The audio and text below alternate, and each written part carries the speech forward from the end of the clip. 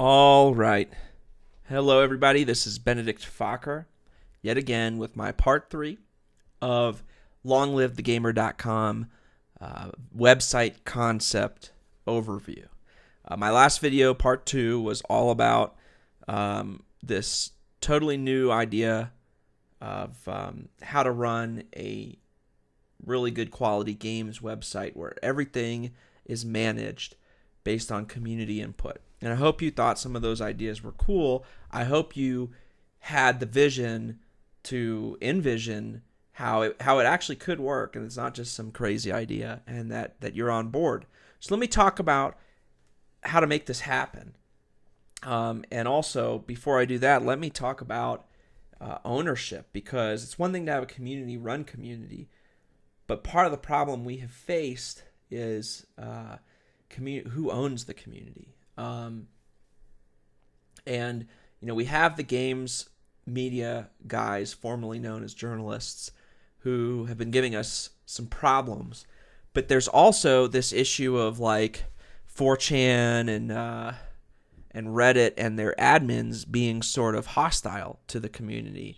And we don't want, we might build a great website with a great community, but we don't want that all to be undermined because whoever is running it is a jerk. So is it possible to have a community-owned community? And I'm not an expert on this, so I actually don't know the answer.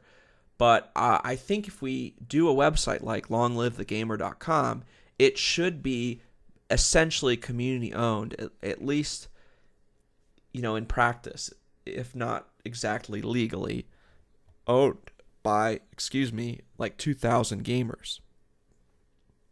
So, from what I know about business law, you can have something like a partnership where you have joint ownership of something. And I don't know if you can have, like some business that's owned by 30,000 people. That's not like a public, stock corporation. But maybe you can. I mean, why not? If you could have a website where like people literally fill out a form, they create a username, fill out a form, and mail it in, and now they're a part, an equal part owner of this website. That would be awesome. I don't know if that's possible. I think it's not. And I'll tell you, I do have one problem with it, which is that the more people you have involved in, quote, owning something, the harder it is for information about management, exactly what's going on with management, to get out to people. And so whoever can control that information flow really can pull the wool over everybody's eyes and get away with a lot of crap. And that's sort of one of the issues we're having in politics right now, but I'm not going to get into that. I'll just say it like this. If you have a smaller group of people that are actually owners, that actually have ownership control and can vote on management decisions, it's easier for them to, they'll all have much better access to information about what's actually going on. And if one person becomes aware of something, they'll have a lot more influence to do something about it. Whereas if 30,000 people are owners and like 5 or 20 people are aware of something, their influence will be minimal if everybody else is being fooled by some fake false narrative that's being thrown out. But I trust gamers, so I'm not against the idea of like a ton of people all owning something. That's kind of cool, but I don't know the law that well. In any event, I do know there are such things like a joint partnership, and if you could have just like, let's imagine like the website itself, LongLiveTheGamer.com. What would actually be owned? Well, the domain name would have to be owned, registered to somebody, and then there's server, there's costs and things, and there might be intellectual property. The site design might be patented or something. I mean, I don't know. None of that's necessary, but it is necessary for there to be a domain name, and hopefully if people have put in time to program and code and develop the site and add content to it, hopefully they would be able to trust whoever is managing the site to not just like bail out or screw everybody over. So it's good to like actually identify ownership and who's in charge of things. And I imagine a system where you have, like, I'm calling them the Council of Elders because I think that's an awesome name. But in reality, I guess a better business type name would be, like a legal type name would be an executive committee. And this executive committee would be the owners of the website. And they would appoint, managers or a treasurer, or they would appoint like a chief programmer or admins or whatever. But there would actually be a legal business charter that's created to define ownership, so that this is something that can be brought to a court of law if there's shenanigans. And the business charters are kind of like constitutions, so it would specify how management decisions are made. Basically, the Council of Elders becomes like a parliament, and they vote on different administrative decisions, just so that the site kind of that side of it gets handled. Now, how does the community own it? Well, I imagine the Council of Elders would sign a sort of non-legal charter or constitution, if you will. It's not something that could go to a court of law, but it represents a contract between the Council of Elders and the community at large. And so on the discussion forums and stuff, the community can use that document to hold these Council of Elders people to account. And then I guess, if it gets bad, if the elders just abandon these rules that they agreed to, then, people would vote with their feet, I suppose, and move on to a new site. But that would be sort of an extreme final outcome. And hopefully, especially if there are a lot of these elders, like 100 people on this executive committee, there'd be enough people that, like, if a small group wanted to do shenanigans, the rest of the committee members would, go to the community itself and put pressure on certain people and whatever. And so the community would vote and would be able to control who gets in and out of this Council of Elders. And that, like I said, that wouldn't be like a legal document, but that would be this sort of non-legal constitution that's the foundation of the community. And so, like I said, it's not legal, so the only recourse if this thing stops getting followed is that people would walk away. But I don't, I don't think anybody would want that by that point. So that's how that would work. The community would literally vote. They would hold polls. They would have discussions, and the community would actually vote and manage people getting in and out of this Council of Elders. And then if you get into the Council of Elders, you become a partner or a member of this executive committee, and then you have legal rights to vote about management and ownership decisions. So that's how this would be community owned. And I think you saw how it's community run, in the sense of on a high level sense, the content, the website is very user friendly, very visually friendly, so people can manage content. The users themselves, the community themselves, are managing the content without the need of like editors. But you could also have like a GitHub repository and have the community involved with the site design. You could have discussion forums about the site design. You could have community members submitting art to be used in banners. I mean, so the whole thing can involve the community at all times. It's just that the final say of what code is being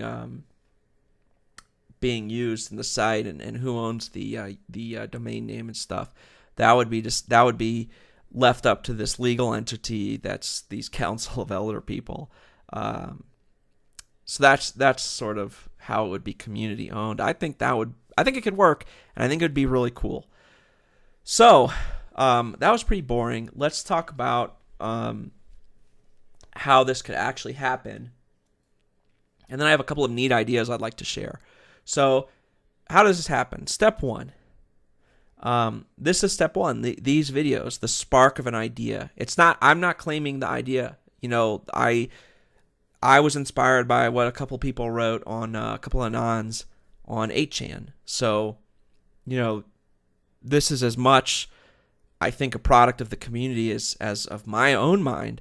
I'm just making a video, really. I don't you know what I'm saying? So this is step 1. It's the idea, the spark. Step 2 is to form a core group of people who are interested in this idea and want to put some work into it. So I've actually already been contacted. I posted a text post on Reddit about this idea before making these videos. I've actually already been contacted by a couple people who sound like they have pretty cool skills, and they're into it. They're into this idea. So there's like this energy out there to do this. But we need like a bigger group of people. I think, get at least like 50 or 100 people who, many of whom have some kind of skills and stuff, or just enthusiastic people. Get that core group. And that's your step 2. And so the way I'm doing that is I've actually registered the domain name of longlivethegamer.com. Just because I was afraid by bringing it up, some jerk would buy it out or something, and then the community would fall in love with the name, and then some jerk would own it. So I bought it out just to kind of protect it. And as a consequence of that, I'm going to use it. I'm going to put a WordPress there or something. And so I think anybody who's interested in this idea, please go to longlivethegamer.com. And I've also registered longlivethegamers.com and lltg.com. It's all linking to the same thing. Go to that. Go to the blog. If you're interested in participating in this or want to get something else going, I don't care. Go to the blog. Put comments there. This is the step 2. So step 3 is you have this core group. Step 3 is to make a plan, and that's sort of, I don't really have to explain that. But part of making a plan means deciding what resources you need to get that you don't have and what resources you do have. And so step 3 leads into step 4, which is publicity and enlisting the help of public figures like GamerGate people, YouTube guys like Total Biscuit and stuff, that Mundane Matt, guys that might want to, or some of the Holy Trinity, right? Gemma, Georgie, and Jenny. Make awareness about this idea, especially if we have a core group and a plan, and other people than me are commenting on this and making videos. Some of these other guys might really get into it and want to publicize it. And once it's publicized really well, there'll be even more people with good talents that want to get involved.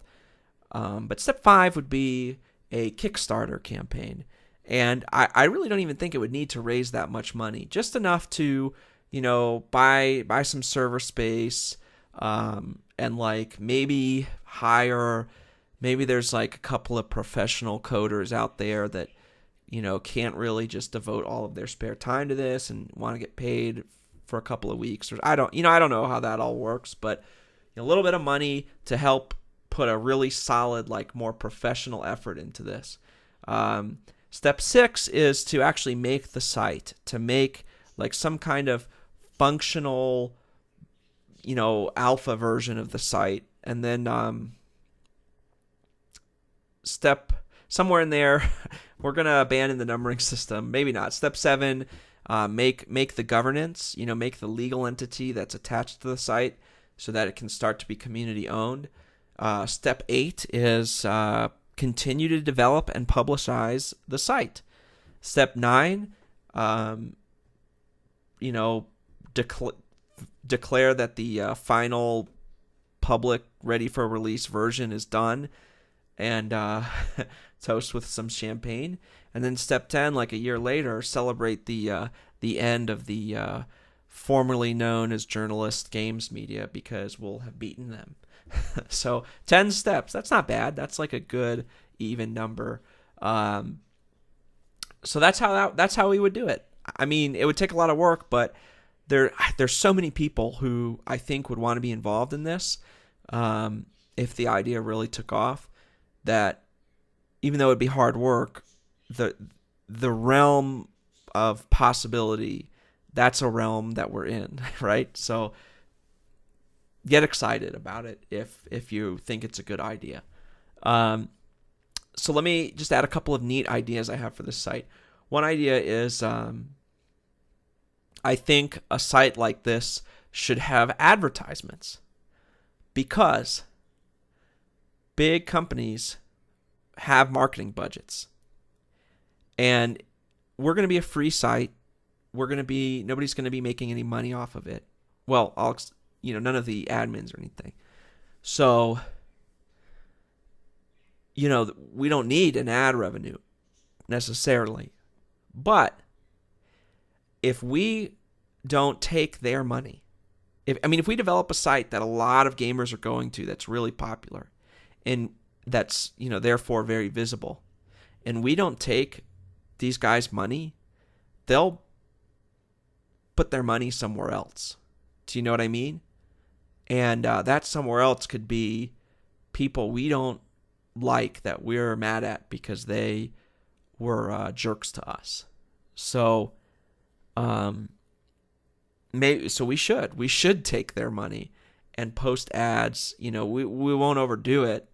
Ads are annoying, but do you know what I mean? Like maybe a featured news item or like a small banner here and there, and we'll take their money. We'll absorb some of that money away from these other sites, because if a lot of gamers are going to longlivethegamer.com, then that means they're not going other places, and that will help us control the industry better, and the industry will be more responsive to gamers if we're involved in that sort of if we're sucking up those advertising dollars. So what do we do with the money? Well, first of all, you can pay for some server costs and things. That would be nice. So people don't have to donate money to keep the site up and running. But I honestly, if it becomes a big site that lots of people visit, and it could get a lot of ad revenue, much more than what's required to keep a server up and running.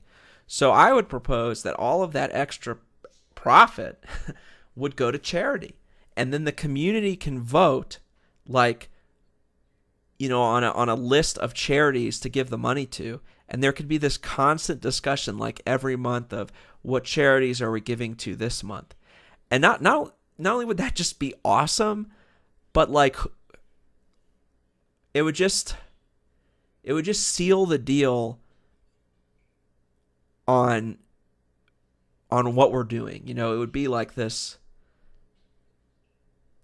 really great sort of benediction upon our efforts. Who could really want to fight against us at that point? Plus, think of like the actual good we could do. Like we could actually raise a lot of money for a lot of cool charities just by being gamers and people wanting to get our attention to buy their games. So I really like that idea. To me, that was one of the coolest things once I started thinking about this.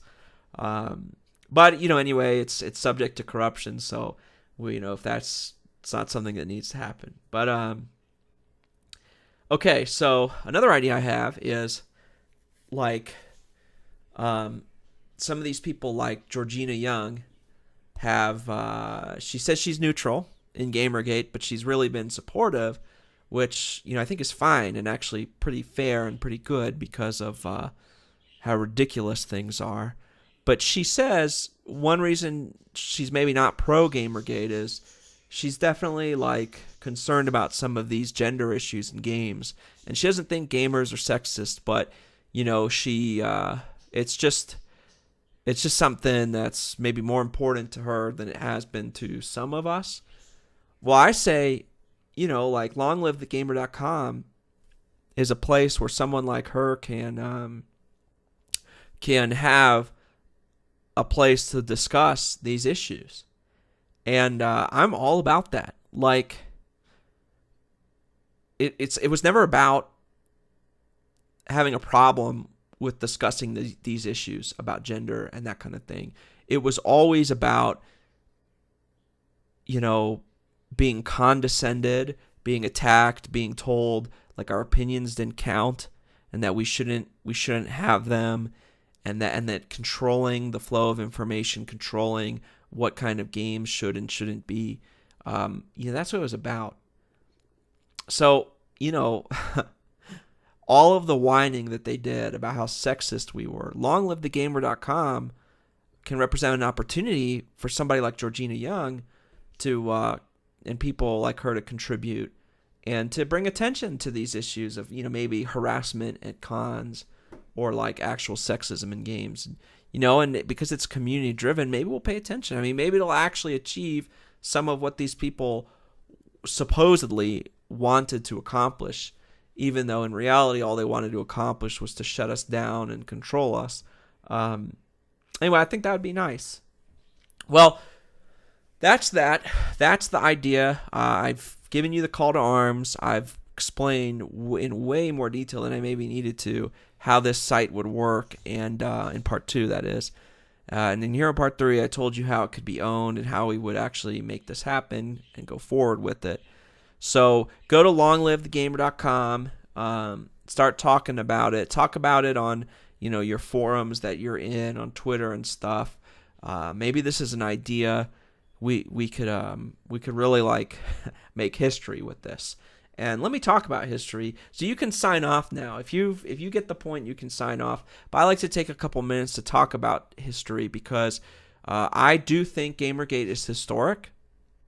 I know that the games media thinks we're a big deal. They wouldn't be acting the way they are and treating us the way they are if we weren't a big deal.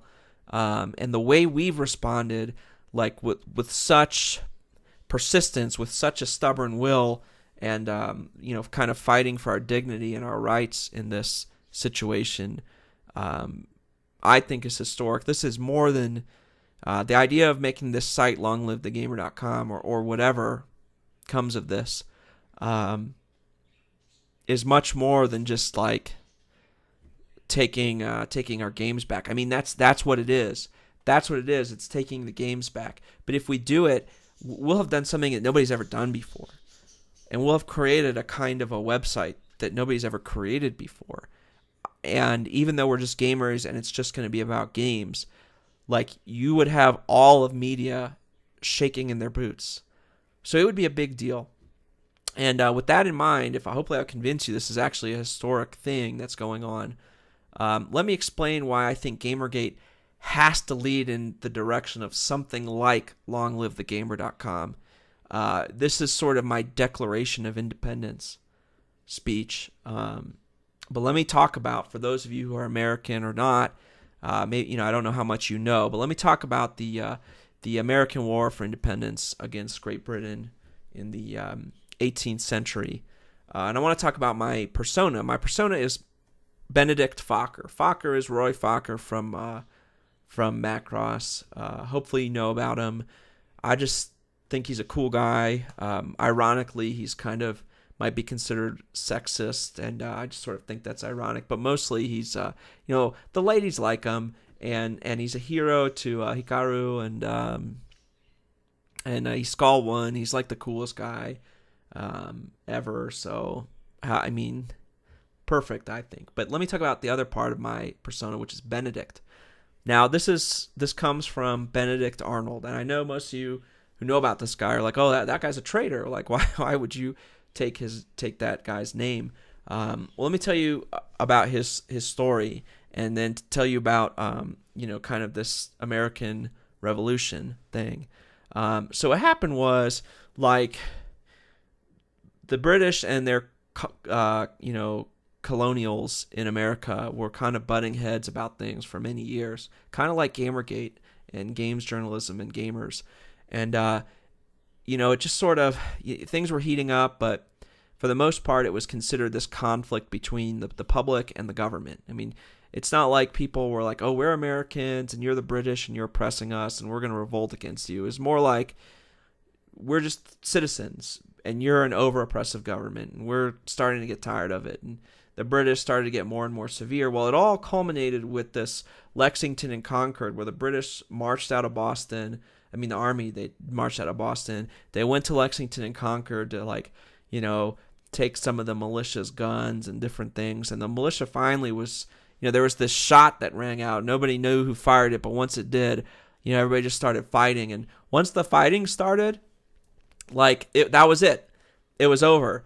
All of the talk, all of the what do we do about this was over. It was fight, live or die. And the Massachusetts militia, they won. They pushed the British back into Boston. And it was this big victory, and everyone was happy. And now war had broken out. And what do we do from here? Now, the Congress in Philadelphia wasn't a government or anything. It was just people meeting to kind of talk about what do we do about these tensions. Once the fighting broke out, it was like this big deal. But even so, there was still this idea of, hey, we need to reconcile with the king. We need to calm things down. We need to talk about how this got started. We'll make some concessions, maybe he'll make some, and we'll just go back to normal. And that's what some people are kind of saying about GamerGate. Let's calm things down. Let's, maybe Kotaku could issue an apology, whatever. For me, that the gamers are dead articles, that was Lexington and Concord. That was the shot heard around the world. That's what started GamerGate, which started the fighting. But when Congress in Philadelphia was sending letters to the king saying, hey, let's reconcile, the king replied by issuing this proclamation that basically said, that's it. You colonials, I'm taking away all your rights forever, and everybody who's involved with this Congress is going to get hanged. And, I don't know, it's something like that. It was just really awful. For me, that's Sam Biddle. Sam Biddle, he wrote, it's time to bring back bullying against gamers. That was sort of like the King George's proclamation. Maybe some of us have sort of wondered about reconciliation. They are not interested. This is total war for them. Total submission is the only thing they'll accept. And even if they start to issue apologies, it's over. One of the consequences of King George's proclamation was the colonists realize this isn't just a fight for their rights. This isn't just an effort to get a reconciliation. If they're going to survive, there's only one recourse, and that's independence.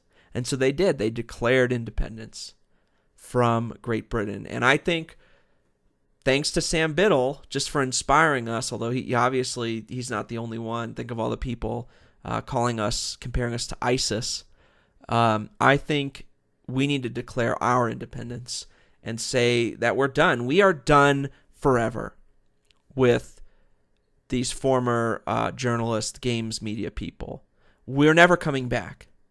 And I think long live thegamer.com or something like it is our independence. That is our new country.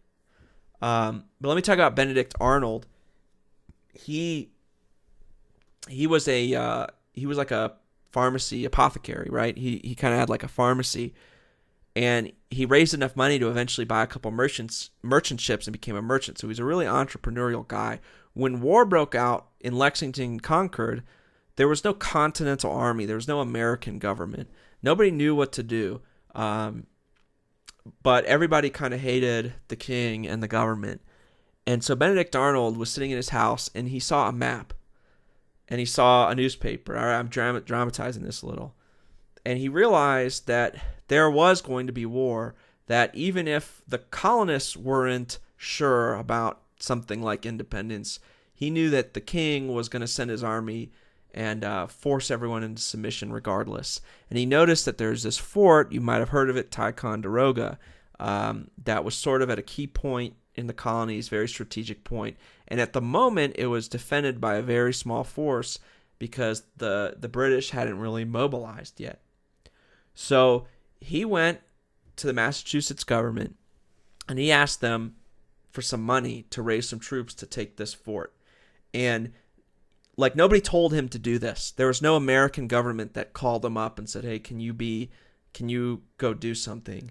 There was no American government. I mean, at the time, it was sort of the Massachusetts government was kind of managing this militia against the British Army in Boston, but Washington hadn't come up to join the militia and create the army yet.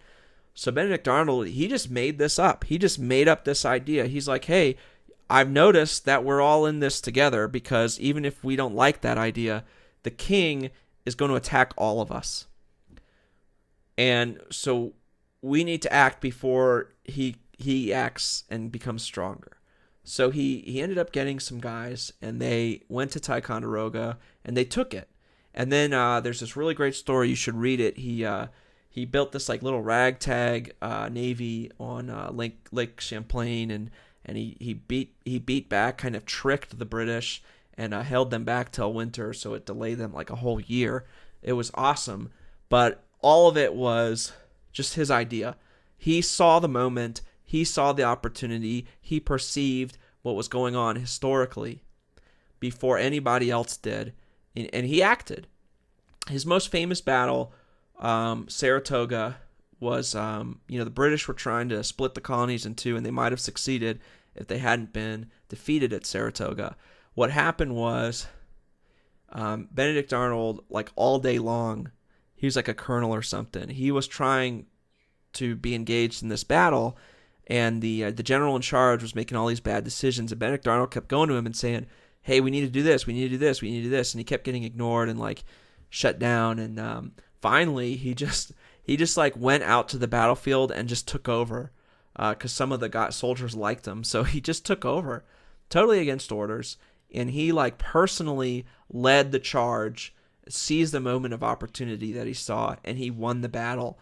He actually got hurt pretty bad, and because of that, he had to end up leaving the battlefield, and he got appointed as like a military administrator, and so he butt heads with some of the American politicians, and that's kind of what caused him to commit treason later, because he, in his mind, it was like meet the new boss, same as the old boss, and he kind of realized that maybe the revolution wasn't all it was chalked up to be. That's a whole other discussion.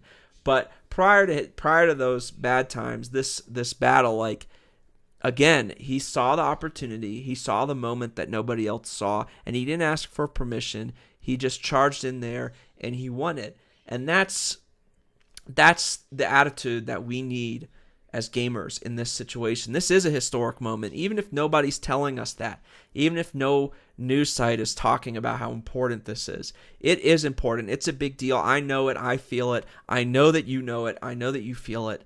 And so this is the time where those of us who see this, we need to act. This is the moment of opportunity. We'll act. The rest of the world will follow. That's sort of what Benedict Arnold did. And I hate to say it, but if you do know about American history, you might disagree with me. But I think if it wasn't for what he did, for that spirit of just doing it and not waiting for somebody to tell you, there might not have been a victory for America. So just something to think about. So that's who I am. I am Benedict Fokker. It's a stupid name, but it's who I am. And I'm a gamer, and I want to make this happen. So please go to longlivethegamer.com. Let's make history. Let's do it. All of us together. All right, thanks. Thanks for listening. Bye.